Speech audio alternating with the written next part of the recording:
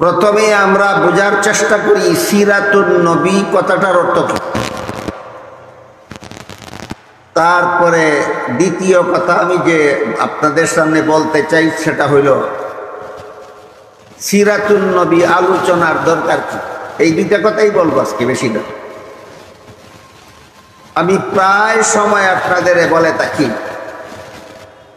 সিরাতুন নবী কথার অর্থ হলো আমাদের মহানবী মুহাম্মদুর রাসূলুল্লাহ সাল্লাল্লাহু আলাইহি ওয়াসাল্লামের জীবন ইতিহাস। সিরাত শব্দের আবিধানিক অর্থ হলো অবস্থা, আর পরিভাষাগতভাবে কোন লোকের সিরাত বলতে তার জীবন ইতিহাস বোঝায়। আর নবী শব্দটা আরবিতে দুই ভাবে ব্যবহৃত হয়। নবী শব্দের একটি উচ্চারণ হলো নবিয়্যুন, এর অর্থ হলো যে কোনো নবী। নবী শব্দের আরেকটা উচ্চারণ আরবিতে হয় আন নবী, এর অর্থ হলো আমাদের নবী। নবিয়্যুন বলতে যে কোনো নবী বোঝায়, আর আন নবী বলতে শুধু আমাদের মহানবী বোঝায়। এই সিরাত শব্দের সাথে আন নবী শব্দটা শুধু যুক্ত হয়ে নয়, বরং আরবি সূত্র মতে সন্ধি হয়ে সিরাতুন নবী শব্দটা গঠিত। সুতরাং সিরাতুন নবী শব্দের মর্মার্থ হলো আমাদের মহানবীর জীবন ইতিহাস।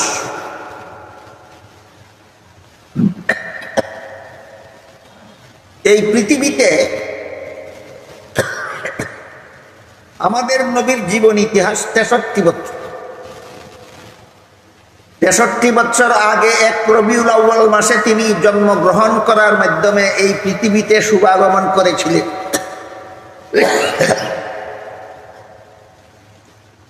আবার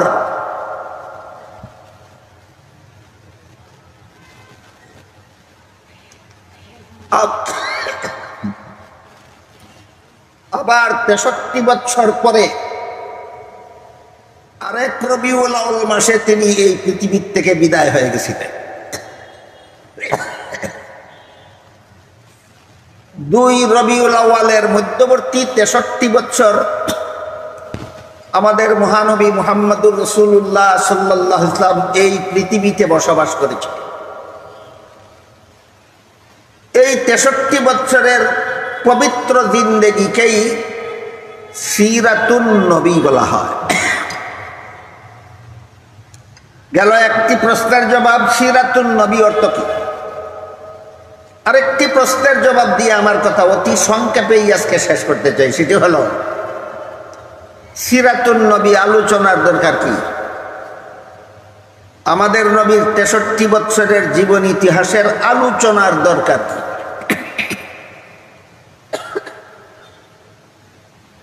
এর কারণ হলো আমাদের নবীর জীবন ইতিহাসের অনেক কিছুকেই অনুসরণ করা, অনুকরণ করা উম্মত হিসাবে আমাদের সকলের কর্তব্য। এ মর্মে আল্লাহ কোরআনের এক আয়াতে বলেন, লাকাদ কানা লাকুম ফি রাসূলিল্লাহি উসওয়াতুন হাসানাতুল লিমান কানা ইয়ারজুল্লাহা ওয়াল ইয়াউমাল আখিরা ওয়া যাকারাল্লাহা কাসীরা ওয়া মিন সাইয়্যাতি আমালিনা মান ইয়াহদিহিল্লাহু ফালা মুদিল্লা লাহু ওয়া মান ইউদ্লিলহু ফালা হাদিয়া লাহু ওয়া নাশহাদু আল্লা ইলাহা ইল্লাল্লাহু ওয়াহদাহু লা শারীকা লাহু ওয়া নাশহাদু আন্না সাইয়্যিদানা ওয়া নাবিয়্যানা ওয়া মাওলানা মুহাম্মাদান আবদুহু ওয়া রাসূলুহু সাল্লাল্লাহু তাআলা আলাইহি ওয়া আলা আলিহি ওয়া আসহাবিহি ওয়া বারাকা ওয়া সাল্লাম। আম্মা বা'দু ফাআউযু বিল্লাহি মিনাশ শাইতানির রাজীম। বিসমিল্লাহির রাহমানির রাহিম। قد نعلم إنه ليحزنك الذي يقولون فإنهم لا يكذبونك ولكن الظالمين بآيات الله يجحدون وقال رسول الله صلى الله عليه وسلم كل أمتي يدخلون الجنة إلا من أبى قيل ومن أبى قال من أطاعني قال عليه الصلاة والسلام শ্রদ্ধেয় সভাপতি হযরত উলামায়ে কেরাম, সম্মানিত সুধী সমাজ, জেলার প্রত্যন্ত অঞ্চল থেকে আগত সর্বস্তরের মুসলমান ভাইয়েরা আমার, আমি আশা করি আপনারা সকলেই জানেন যে আজকের এই মুবারক সমাবেশের আয়োজন সিরাতুন নবীর নামে করা হয়েছে। তাই প্রথমে আমরা বোঝার চেষ্টা করি সিরাতুন নবী কথাটার অর্থ কি। তারপরে দ্বিতীয় কথা আমি যে আপনাদের সামনে বলতে চাই সেটা হইল সিরাতুন নবী আলোচনার দরকার কি। এই দুইটা কথাই বলবো আজকে, বেশি না। আমি প্রায় সময় আপনাদের বলে থাকি সিরাতুন নবী কথার অর্থ হলো আমাদের মহানবী মুহাম্মদুর রাসূলুল্লাহ সাল্লাল্লাহু আলাইহি ওয়াসাল্লামের জীবন ইতিহাস। সিরাত শব্দের আবিধানিক অর্থ হলো অবস্থা, আর পরিভাষাগতভাবে কোন লোকের সিরাত বলতে তার জীবন ইতিহাস বোঝায়। আর নবী শব্দটা আরবিতে দুই ভাবে ব্যবহৃত হয়। নবী শব্দের একটি উচ্চারণ হলো নবিয়্যুন, এর অর্থ হলো যে কোনো নবী। নবী শব্দের আরেকটা উচ্চারণ আরবিতে হয় আন নবী, এর অর্থ হলো আমাদের নবী। নবিয়্যুন বলতে যে কোনো নবী বোঝায়, আর আন নবী বলতে শুধু আমাদের মহানবী বোঝায়। এই সিরাত শব্দের সাথে আন নবী শব্দটা শুধু যুক্ত হয়ে নয়, বরং আরবি সূত্র মতে সন্ধি হয়ে সিরাতুন নবী শব্দটা গঠিত। সুতরাং সিরাতুন নবী শব্দের মর্মার্থ হলো আমাদের মহানবীর জীবন ইতিহাস।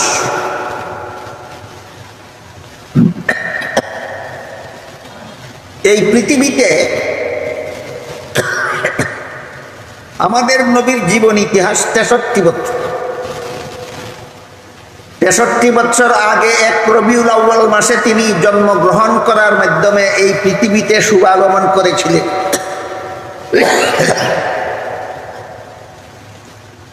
আবার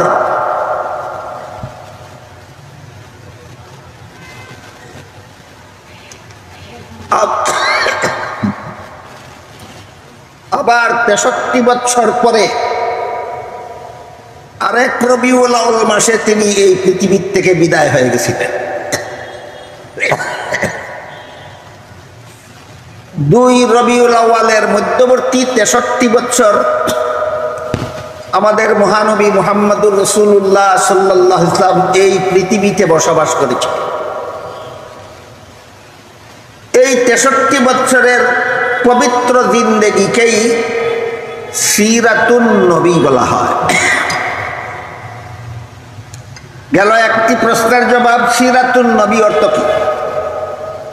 আরেকটি প্রশ্নের জবাব দিয়ে আমার কথা অতি সংক্ষেপেই আজকে শেষ করতে চাই, সেটি হলো সিরাতুন নবী আলোচনার দরকার কি। আমাদের নবীর 63 বছরের জীবন ইতিহাসের আলোচনার দরকার কি।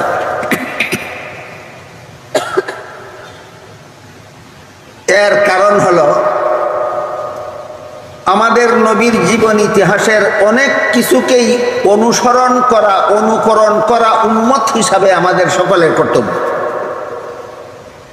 এ মর্মে আল্লাহ কোরআনের এক আয়াতে বলেন, লাকাদ কানা লাকুম ফি রাসূলিল্লাহি উসওয়াতুন হাসানাতুল লিমান কানা ইয়ারজুল্লাহা ওয়াল ইয়াউমাল আখিরা ওয়া যাকারাল্লাহা কাসীরা। এর অর্থ হলো আল্লাহর রাসূলের মধ্যে তোমাদের জন্য অবশ্যই উত্তম আদর্শ রয়েছে। আপনারা কি মনে করেন রাসূল আমাদের আদর্শ অনুসরণ না করার জন্য না অনুসরণ করার জন্য?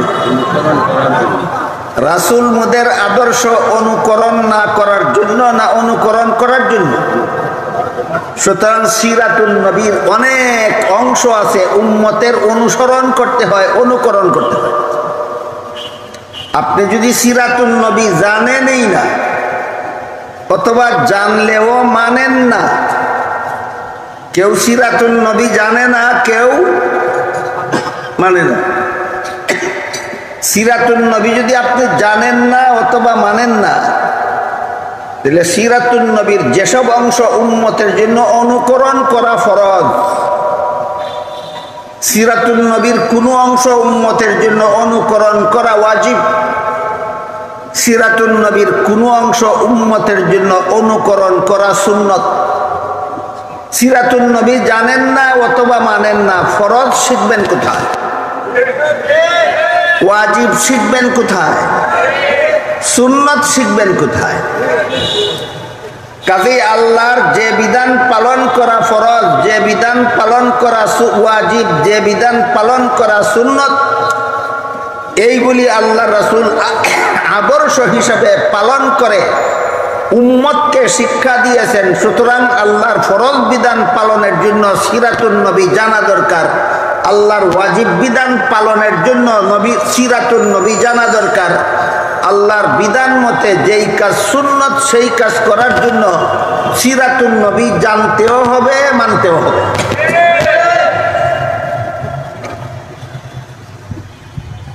যেমন এক হাদিসে রাসূল করিম সাল্লাল্লাহু আলাইহি ওয়াসাল্লাম বলেন,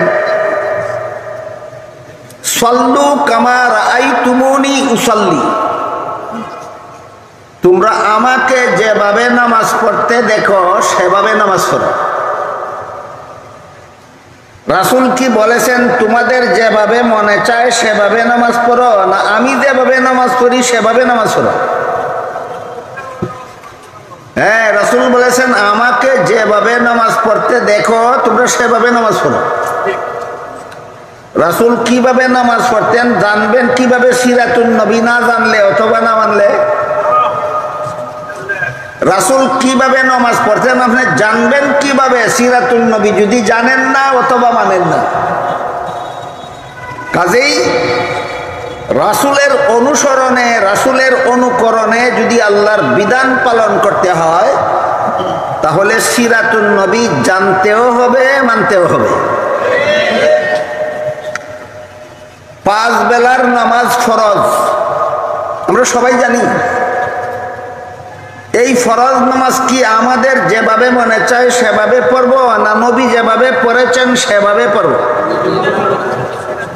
নবী কিভাবে 5 বেলার ফরজ নামাজ পড়েছেন আপনি জানতে পারবেন সিরাতুল নবী না জানলে, সেভাবে পড়তে পারবেন সিরাতুল নবী না মানলে। এরপরে দেখুন,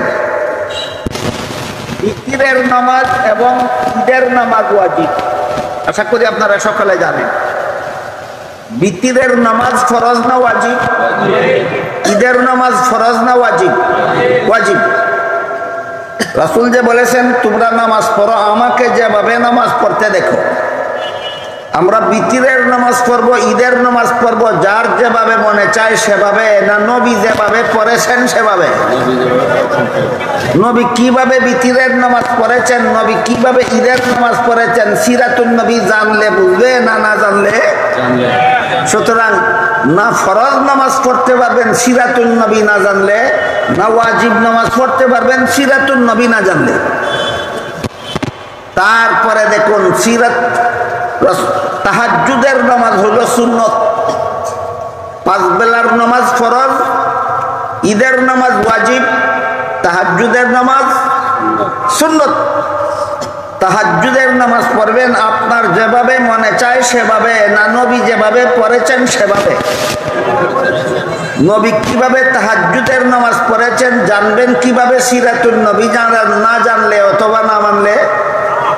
কাজেই মুসলমানের জিন্দেগিতে ইসলামের কোনো একটি বিধান পালন সম্ভব নয় সিরাতুন নবী না জানলে অথবা সিরাতুন নবী না মানলে। কাজেই নবীর জীবনের ইতিহাসের যে অংশ জানা না জানার উপর ফরজ আমল করতে না পারা নির্ভর করে। সিরাতুন নবীর সেই অংশ জানা ফরজ। সিরাতুন নবীর যেই অংশ জানা না জানার উপর কোনো ওয়াজিব আমল করা না করা নির্ভর করে। সিরাতুন নবীর সেই অংশ জানা ওয়াজিব। সিরাতুন নবীর যে অংশ জানা না জানার উপর সুন্নত আমল করা না করা নির্ভর করে। সিরাতুন নবীর সেই অংশের আলোচনা করা, শোনা, বুঝা সুন্নত। তাইলে সিরাতুন নবী অর্থ যে নবীর জীবন ইতিহাস, নবীর জীবনী ইতিহাসের কোন অংশ জানা ফরজ, যে অংশ না জানলে ফরজ আমল করা যাবে না। সিরাতুন নবীর কোন অংশ জানা ওয়াজিব, যে অংশ না জানলে ওয়াজিব আমল করা যাবে না। সিরাতুন নবীর কোন অংশ জানা সুন্নত, যে অংশ না জানলে সুন্নত আমল করা যাবে না। আর সিরাতুন নবীর এমন কিছু অংশ আছে যেগুলি না জানলেও ফরজ আমল করা যাবে, যেইগুলি না জানলেও ওয়াজিব আমল করা যাবে, যেইগুলি না জানলেও সুন্নত আমল করা যাবে। এইগুলি জানা না জানার উপর না কোনো ফরজ আমল নির্ভরশীল, না কোনো ওয়াজিব আমল নির্ভরশীল, না কোনো সুন্নত আমল নির্ভরশীল। এগুলি জানলেও আপনি ফরজ ওয়াজিব সুন্নত আমল করতে পারবেন, এগুলি না জানলেও আপনি ফরজ ওয়াজিব সুন্নত আমল করতে পারবেন। সিরাতুন নবীর সেই অংশটা, যে অংশ না জানলেও ফরজ আমল করা যায়, যে অংশ না জানলেও ওয়াজিব আমল করা যায়, যে অংশ না জানলেও সুন্নত আমল করা যায়, সিরাতুন নবীর সেই অংশটাও আলোচনা করা নফল বন্দেগীর সওয়াব। তাহলে সিরাতুন নবীর সর্বমোট 4টা অংশ। এক অংশ জানা ফরজ, এক অংশ জানা ওয়াজিব, এক অংশ জানা সুন্নত, এক অংশ জানা নফল। সিরাতুন নবীর সর্বমোট কটা অংশ বুঝলাম আমরা? তখনই 4টা। সিরাতুন নবীর এক অংশ জানা ফরজ, এক অংশ জানা ওয়াজিব, এক অংশ জানা সুন্নত, এক অংশ জানা নফল। কোন অংশ জানা ফরজ, যেটা না জানলে ফরজ আমল করা যায় না। কোন অংশ জানা ওয়াজিব, যেটা না জানলে ওয়াজিব আমল করা যায় না। কোন অংশ জানা সুন্নত, যেটা না জানলে সুন্নত আমল করা যায় না। সিরাতুন নবীর কোন অংশ জানা নফল, যেটা না জানলেও ফরজ আমল করা যায়, ওয়াজিব আমল করা যায়, সুন্নত আমল করা যায়। কোনো আমল করা নির্ভরশীল নয়, জানেন আর না জানেন সব আমলই করতে পারবেন, এমন অংশের আলোচনা করাও নফল বন্দেগীর সওয়াব। এবার এর উদাহরণ শুনেন।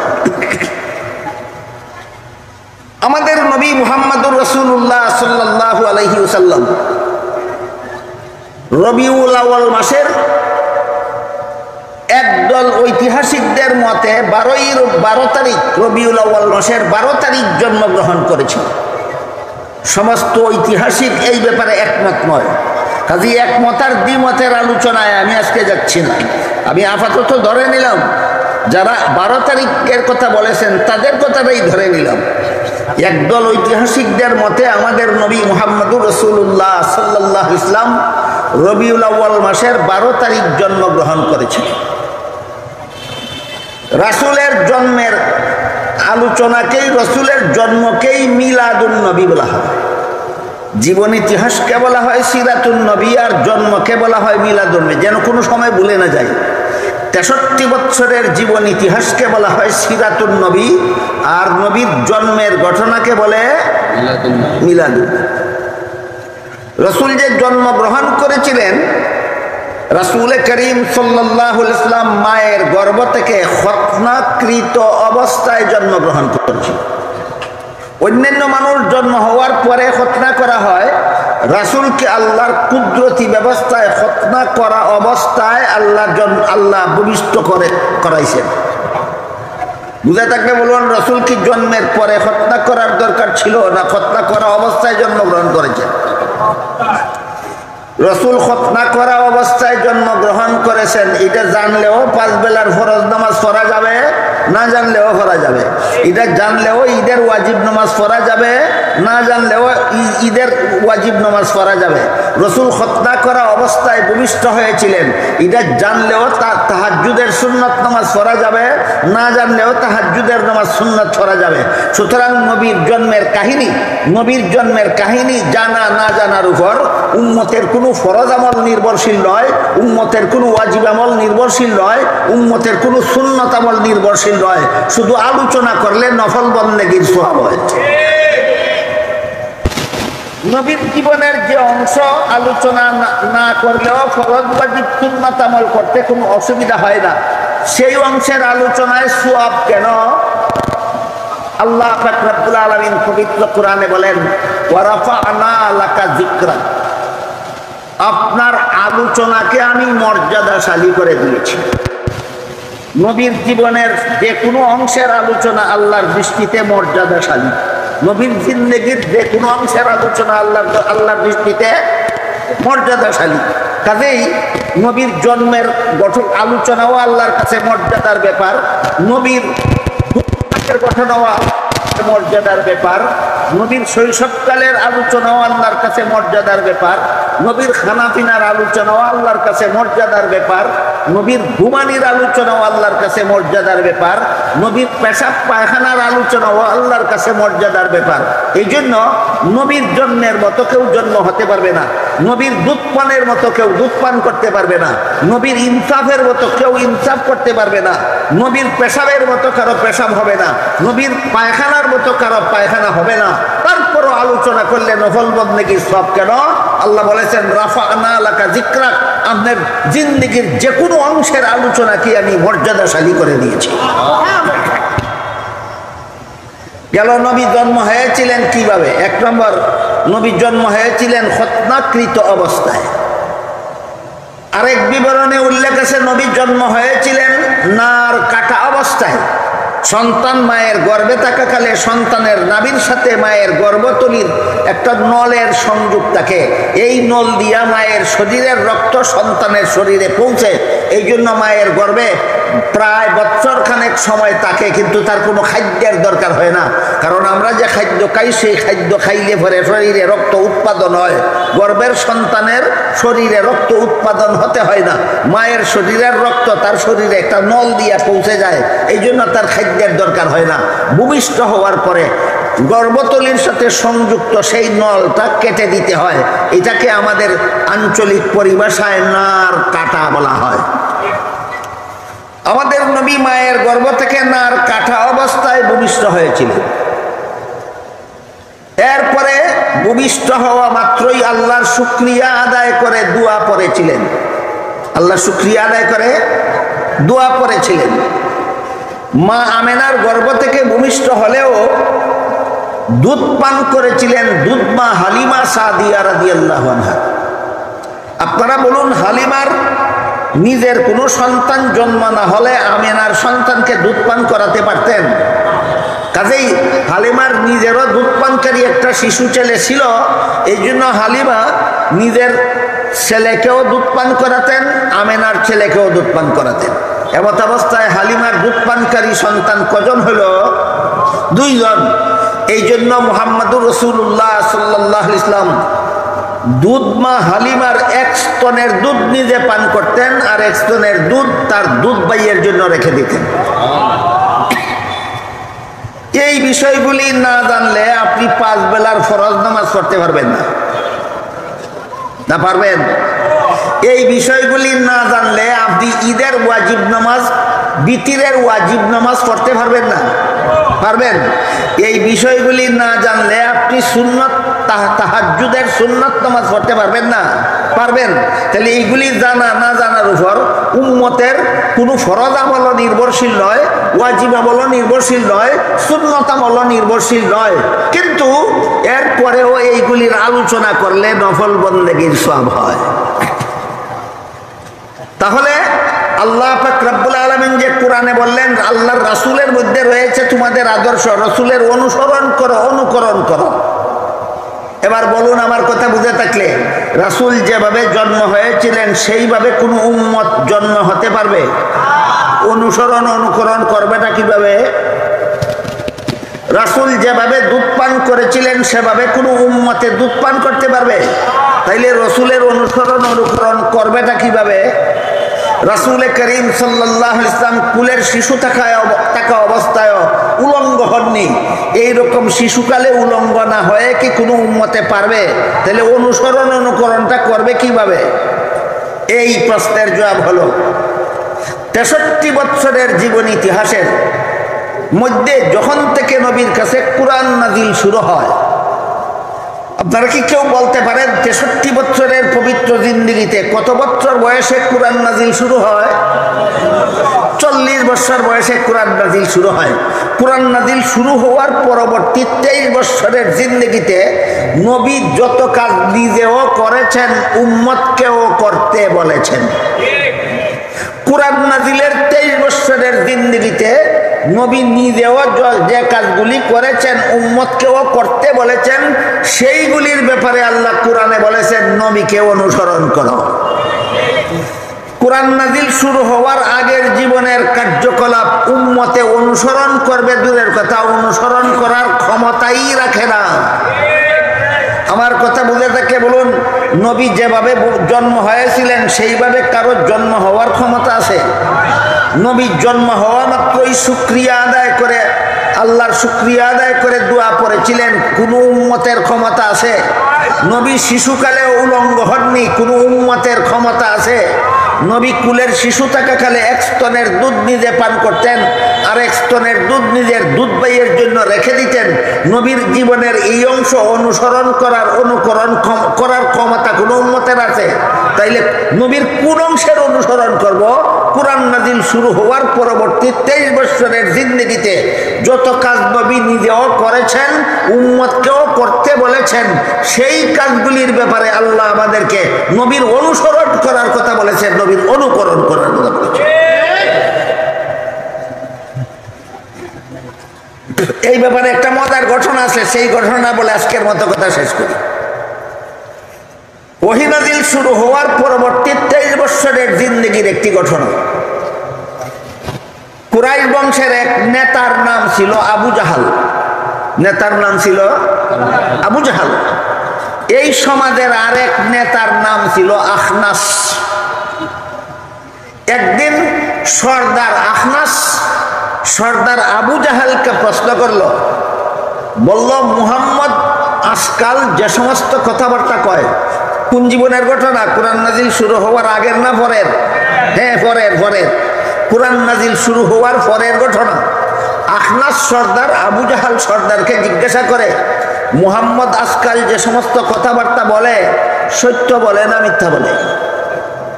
আবু জাহাল চিন্তা করে দেখলো, যদি বলি সত্য বলে তাহলে প্রশ্ন আসবে, মানো না কেন? আর যদি বলি মিথ্যা বলে তাহলে প্রশ্ন আসবে, যেই লোকটা মিথ্যা বলে এই লোকটাকে 40 বছর পর্যন্ত আল আমিন কইলে কেন? আল আমিন কি মিথ্যাবাদী রে কয়? আবু জাহেল কেমন কেমন ফান্দ ভরসে, বুঝলেন? আখনাস যখন জিজ্ঞাসা করলো, মুহাম্মদ আজকাল যে সমস্ত কথাবার্তা বলে সত্য বলে না মিথ্যা বলে? আবু জাহাল চিন্তা করে দেখে, যদি বলি সত্য বলে সাথে সাথে প্রশ্ন আসবো, মানুষ না কেন? আর যদি বলি মিথ্যা বলে সাথে সাথে প্রশ্ন আসবে, যেই লোকটা মিথ্যা বলে এই লোকটাকে 40 বছর পর্যন্ত আল আমিন কইলে কেন? ফান্দে পড়ে আবু জাহাল একটা তৃতীয় পথ বাইর করছে। 3 নম্বর একটা পথ বাইর করে জবাব দিছে, কয়, মুহাম্মদ যতদিন পর্যন্ত নিজে কথা বলেছে ততদিন সত্য বলেছে, এই ততদিনের মেয়াদ কাল হইল 40 বছর। মুহাম্মদ নিজের পক্ষ থেকে যতদিন কথা বলেছে, সত্য কথা বলেছে, এই জন্য 40 বছর পর্যন্ত তাকে আমরা আল আমিন বলেছি। কিন্তু যেদিন থেকে কুরআন নাজিল হওয়ার কথা বলে এই দিন থেকে মিথ্যা বলে, এই জন্য এখন আর মানি না। দেখেন বান্দরে কেমন একটা জবাব বের করছে। কোরআন নাজিল হওয়ার আগের 40 বছরে যত কথা বলছে আল্লাহর কথা না, এগুলি ছিল মুহাম্মদের নিজের কথা, এগুলি ছিল সত্য। এই জন্য এতদিন আল আমিন বলেছি। আর কোরআন নাজিল হওয়ার কথা যে বলে, এই কোরআন আসলে আল্লাহর কথা না, এই কোরআন আর মুহাম্মদের মন গড়া বানানো কথা। এই কোরআন রে আল্লাহর কথা যখন থেকে বলে তখন থেকে মিথ্যা বলে, এই জন্য এখন আর মানি না। আবু জাহালের এই জবাবে নবী অন্তরে বড় ব্যথা পেলেন। নবীর অন্তরকে সান্ত্বনা দিয়ে আল্লাহ পাক রব্বুল আলামিন সূরা আনআমের 33 নম্বর আয়াত নাযিল করে বলেন, কাদ না'লামু ইন্নাহু লা ইয়াহজুনুকাল্লাযী ইয়াকুলুন ফাইন্নাহুম লা ইউকাযযিবুনাকা ওয়ালাকিন্নাজ যালিমিনা বিআয়াতিল্লাহি ইয়াজহাদুন। হে রাসূল করিম সাল্লাল্লাহু আলাইহি ওয়াসাল্লাম, আবু জাহালের জবাবে আপনি অন্তরে ব্যথা পেয়েছেন। আবু জাহেল কি বলেছে? আপনি যা বলেছিলেন সব সত্য, আর আমি কোরআনে যা বলেছি সব মিথ্যা। নবীর কথা সত্য, নবী আল আমিন, নবী সত্যবাদী, আল্লাহর কোরআন মিথ্যা। তাহলে চিন্তা করে দেখুন, আবু জাহেল কি আপনাকে মিথ্যাবাদী সাব্যস্ত করলো, না আমি আল্লাহকে মিথ্যাবাদী সাব্যস্ত করলো? নবীর কয় আল আমিন, নবীর প্রশংসা করে, নবীর গুণ গায়, আর আল্লাহর কোরআন মানে না। গুণ গায় নবীর, কোরআন মানে না আল্লাহর। গুণ গায় নবীর, কোরআন মানে না আল্লাহর। গুণ গায় নবীর, কোরআন মানে না আল্লাহর। এইটা কোনো মুসলমানের চরিত্র নয়, এটা আবু জাহালের চরিত্র। নবীর গুণ গাইল কতদিন? কোরআন নাজিল হওয়া শুরু হয়নি যতদিন কোরআন নাজিল শুরু হয়নি ততদিন নবীর গুণ গাইছে। যখন থেকে কোরআন নাজিল শুরু হয়েছে তখন নবীরে মিথ্যাবাদী বলে আখ্যায়িত করেছে। এই জন্য আল্লাহ বলেন, ফাইন্নাহুম লা ইউকাযযিবুনাকা ওয়ালাকিন্নাজ যালিমিনা বিআয়াতিল্লাহি ইয়াজহাদুন। এরা তো আপনাকে মিথ্যাবাদী বলে না। আপনি 40 বছর পর্যন্ত যত কথা বলেছেন সত্য বলেছেন, আপনি সত্যবাদী, আপনি আল আমিন। আর কোরআনে আমি যত কথা বলেছি সেইগুলিকে মিথ্যা আখ্যায়িত করে। সুতরাং দুশ্মনগুলি আপনার দুশ্মন না, দুশ্মনগুলি স্বয়ং আমি আল্লাহর দুশ্মন। এই জন্য কোরআন নাজিল শুরু হওয়ার পরবর্তী 23 বছরের জিন্দেগিতে নবী যত কাজ নিজেও করেছেন, উম্মতকেও করতে বলেছেন, সেই কাজগুলি করলেই শুধু জাহান্নাম থেকে নাজাত পাওয়া যাবে, জান্নাত লাভ করা যাবে। আর এই কাজগুলি সিরাতুন নবী না জানলে বিন্দু মাত্র জানতে পারা যাবে না। কোরআন নাজিল শুরু হওয়ার পর থেকে নবী যত কাজ নিজেও করেছেন, উম্মতকেও করতে বলেছেন। কোরআন নাজিল শুরু হওয়ার পর থেকে নবীর জীবনের বাকি অংশ কত দিনের? 23 বছরের। এই 23 বছরের সিরাতুন নবী না জানলে কলেমার দাওয়াত পাইলা কোথায়? এই 23 বছরের সিরাতুন নবীর অংশ হইল কলেমার দাওয়াত, ইমানের দাওয়াত। 23 বছরের সিরাতুন নবীর অংশ হইল 5 বেলার নামাজ। 23 বছরের সিরাতুন নবীর অংশ হইল রমজানের রোজা। 23 বছরের সিরাতুন নবীর অংশ হইল হজ। 23 বছরের সিরাতুন নবীর অংশ হইল যাকাত। 23 বছরের সিরাতুন নবীর অংশ হইল ইবাদত বন্দেগী। 23 বছরের সিরাতুন নবীর অংশ হইল নবীর সুন্নাত। আর এই 23 বছরের সিরাতুন নবীর অংশ বাদ দিলে আগের জীবনের নবী যা কিছু বলেছেন, যা কিছু করেছেন, এই কোরআনের সাথে কোনো সম্পর্ক নাই। ওইগুলি আবু জাহেলও মানত। এখনো যদি তুমি কোরআন নাজিল হওয়ার আগের জীবন মানো, পরের জীবন মানো না, তাহলে তোমার মধ্যে আর আবু জাহালের মধ্যে কোনো পার্থক্য নাই। আশা করি আমার কথা বুঝে থাকলে আপনারা অনায়াসে বুঝতে পেরে থাকবেন সিরাতুন নবীর দরকার আছে কি না দরকার নাই। নবী উম্মতের কাছে দুইটা জিনিস রেখে গেছেন, বলে গেছেন, তারাকতু ফীকুম আমরাইনি লান তাদিল্লু মা তামাসসাকতুম বিহিমা কিতাবাল্লাহি ওয়া সুন্নাত রাসূলি আও কামা ক্বালা আলাইহিস সালাতু ওয়াস সালাম। রাসূল বলেন, হে আমার উম্মত মুসলমানেরা, আমি দুনিয়ার থেকে বিদায়কালে তোমাদের হাতে দুটি জিনিস রেখে যাচ্ছি। যতদিন পর্যন্ত আমার রেখে যাওয়া দুটি জিনিস শক্তভাবে ধারণ করে থাকবে, ততদিন পর্যন্ত তোমরা বিপদগামী হবে না, জাহান্নামের পথের যাত্রী হবে না। একটি জিনিসের নাম হইল আল্লাহর কিতাব কোরআন, দ্বিতীয় জিনিসটার নাম হইল রাসূলের সুন্নাহ হাদিস।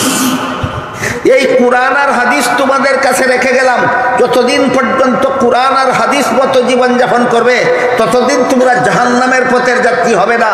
এবার বুঝে থাকলে বলুন, কোরআন নবী উম্মতের কাছে রেখে গেছেন, কোরআন নবী আল্লাহর কাছ থেকে প্রাপ্ত হয়েছেন 40 বছরের জিন্দেগিতে না 23 বছরের জিন্দেগিতে? তুমি যদি 23 বছরের সিরাতুন নবী মানো না, তোমার পক্ষে কোরআন মানার কোনো পথ নাই। এই 30 পারা কোরআনের ব্যাখ্যা স্বরূপ আল্লাহর রাসূল প্রায় 10 লক্ষ হাদিস উম্মতের হাতে রেখে গেছেন, বলে গেছেন হাদিসের অনুসরণে জীবনযাপন করলে তোমরা জাহান্নামী হবে না। এই 10 লক্ষ হাদিসের সম্পর্ক আগের 40 বছরের সাথে নয়, পরবর্তী 23 বছরের সাথে। সুতরাং সিরাতুন নবীর 23 বছর যদি মানেন না, আপনার কোরআন মানার কোনো পথ নাই। সিরাতুন নবীর 23 বছর যদি মানেন না, আপনার হাদিস মানার কোনো পথ নাই। সিরাতুন নবীর 23 বছর যদি মানেন না, আপনার কলেমা মানার কোনো পথ নাই। সিরাতুন নবীর 23 বছর যদি মানেন না, আপনার নমাজ মানার কোনো পথ নাই। সিরাতুন নবীর 23 বছর যদি মানেন না, আপনার রোজা মানার কোনো পথ নাই। সিরাতুন নবীর 23 বছর যদি মানেন না, আপনার ইসলামের কোনো বিধিবিধান মানার কোনো পথ নাই। সুতরাং ইসলাম ধর্মের শুরু থেকে শেষ পর্যন্ত যত বিধি বিধান আছে সবগুলির সম্পর্ক হইল সিরাতুন নবীর সাথে। কোন বিধান ফরজ, এইটা জানার জন্য সিরাতুন নবীর এক অংশ জানা ফরজ। ইসলামের বিধিবিধানের আর কিছু বিধিবিধান ওয়াজিব, এইগুলি জানার জন্য সিরাতুন নবীর সেই অংশ জানা ওয়াজিব। সিরাতুন নবীর কিছু অংশ আমল করা সুন্নত, ওইটা জানার জন্য সিরাতুন নবীর আলোচনা সুন্নত। আর যে অংশের সাথে কোরআন নাজিল শুরু হওয়ার আগের অংশের সাথে না ফরজ আমলের কোনো সম্পর্ক আছে, না ওয়াজিব আমলের কোনো সম্পর্ক আছে, না সুন্নত আমলের কোনো সম্পর্ক আছে, কিন্তু এত সত্ত্বেও আল্লাহ বলেছেন রাফা'না লাকা যিকরাক, সম্পর্ক থাকুক বা না থাকুক, আপনার জীবনের যে কোনো অংশের আলোচনাকে আমি মর্যাদা দান করেছি। এই জন্য জন্মের আলোচনা করলেও নফল বন্দেগীর সওয়াব হয়, দুধ পান করার আলোচনা করলেও নফল বন্দেগীর সওয়াব হয়, শিশুকালের আলোচনা করলেও নফল বন্দেগীর সওয়াব হয়, 40 বছরের আলোচনা করলে নফল বন্দেগীর সওয়াব হয়। এখন যদি আপনারা যে অংশের আলোচনা করলে নফল বন্দেগীর সওয়াব হয় সেটা নিয়েই থাকেন, আর যেই অংশের আলোচনা ছাড়া না ফরজ আমল সম্ভব, না ওয়াজিব আমল সম্ভব, না সুন্নত আমল সম্ভব, নফল অংশ নিয়ে বসে আছেন, ফরজ অংশ ছেড়ে দিলেন, আপনাদের উদাহরণ হবে ওই লোকটার মতো যেই লোকটা ওয়াজে শুনেছিল মাথায় পাগড়ি বেঁধে নামাজ পড়লে অনেক সওয়াব বেশি পাওয়া যায়। তার আগের থেকে পাগড়ি ছিল না, বাড়ি ফিরার পথে যেহেতু আগের থেকে তার সাথে পাগড়ি নাই, পরনের লুঙ্গি খুলেই মাথায় পাগড়ি বেঁধে নামাজ পড়ে ফেললো। লুঙ্গি খুলে ফেলার দ্বারা ফরজ রক্ষা হইল না লঙ্ঘন হইল? পাগড়ি বান্ধা ফরজ ছিল না নফল ছিল? নফল বা সুন্নত যেটাই বলেন, পাগড়ি বান্ধা নফল ছিল, সুন্নত ছিল, এটার জন্য তুমি লঙ্গি খুলে ফেলেছ, ফরজ লঙ্ঘন করেছ। এই পাগড়ির যেমন আদা পয়সার দাম নাই, ঠিক তেমনি ভাবে নবীর জীবনের যে অংশের সাথে ইসলামের কোনো বিধানের সম্পর্ক নাই, শুধু আলোচনা করলে নফল বন্দেগীর সওয়াব হয়, সেইটা নিয়ে বসে আসো। আর সিরাতুন নবীর যে অংশের আলোচনা না করলে ফরজ আমল করা যায় না, ওয়াজিব আমল করা যায় না, সুন্নত আমল করা যায় না, তুমি সিরাতুন নবীর দাঁড় না, তুমি শুধু নফল অংশ নিয়ে বসে আসো। ওই যে লোকে লঙ্গি খুললে ফাগড়ি বানলো তার ফাগড়ির দাম আর তোমার আগের অংশের আলোচনার দাম সমান। আমার কথা বুঝে থাকলে বলুন, পাগড়ি বান্ধার সওয়াব আছে না নাই? লঙ্গি খুললা লাইলে না ঠিক থাকলে? সিরাতুন নবীর জীবনের প্রথম অংশের আলোচনায় নফল বন্দেগীর সওয়াব আছে। 23 বছরের সিরাতুন নবীর আদর্শ ঠিক থাকলে, 23 বছরের সিরাতুন নবীর আদর্শ বাদ দিয়া দিলে, আগের অংশের নফল দিয়া লাফালাফি ফালাফালি নাচানাচি করলে যে লঙ্গি খুললা পাগড়ি বাঁধলো, এই পাগড়ির কোনো দাম নাই। এবার বলেন, আমার কথা বুঝে থাকলে আপনি লঙ্গি অস্বীকার করবেন না, পাগড়ি অস্বীকার করবেন না, দুটোটাই ঠিক আছে। তবে পাগড়ির সব ঠিক মতে ভাইতে হইলে লঙ্গি ঠিক রাখতে হবে। মিলাদুন নবীর আলোচনার নফল বন্দেগীর সওয়াব পাইতে হইলে সিরাতুন নবীর আদর্শে জীবন গড়তে হবে। আল্লাহ আপনাদেরকে উভয় কুল রক্ষা করার তৌফিক দান করুন। মিলাদুন নবীর আলোচনার নফল বন্দেগী যেন আমরা লাভ করতে পারি, আর সিরাতুন নবীর ফরজ অনুকরণে যেন আমরা করতে পারি। আল্লাহ আমাদেরকে তৌফিক দান করুন, আমিন। একটা হাদিস বলি শুনুন, উঠে দাঁড়াই গেলেন কেন? আবার কত শেষ হয়েছে যে হাদিসটা পড়েছিলাম, হাদিসটার অর্থটা বলি শুনেন। হাদিসটার অর্থ বলবো, আগে আপনারা আমাকে একটা কথা দিলে, আমি তো আপনাদের মানুষ, আপনাদের জেলার মানুষ, আমি আপনাদের বাড়ির কাছের মানুষ। আমি আপনাদের সামনে অতি সংক্ষেপে কথা বলেছি, অনেক লম্বা কথা বলার ইচ্ছা ছিল, কিন্তু দূর থেকে আগত একজন মেহমানকে সম্মান করার জন্য। আমি যদি সময় লম্বা করে ফেলি আপনার বিরক্ত হয়ে যাবেন, আপনারা চলে যাবেন, মেহমানের মনে কষ্ট হবেন। এই জন্য আমি খুব শর্টকাটে কথা বলেছি, যেন আপনারা না উঠেন, মেহমান আমার পরে বয়ান করবেন, যতক্ষণই করেন আপনাদের সবাইকে নিয়ে দোয়া করবেন, তারপরে যাবেন। রাজি আছেন কিনা? তাহলে এবার শুনুন যে হাদিসটা তিলাওয়াত করেছিলাম, হাদিসটার অর্থটা বলে দেই। হাদিস শরীফে আল্লাহ রাসূল বলেন, আমার সমস্ত উম্মত জান্নাতে যাবে, আমার সমস্ত উম্মত জান্নাতে যাবে, কিন্তু যারা আমাকে মানে না তারা জান্নাতে যাবে না।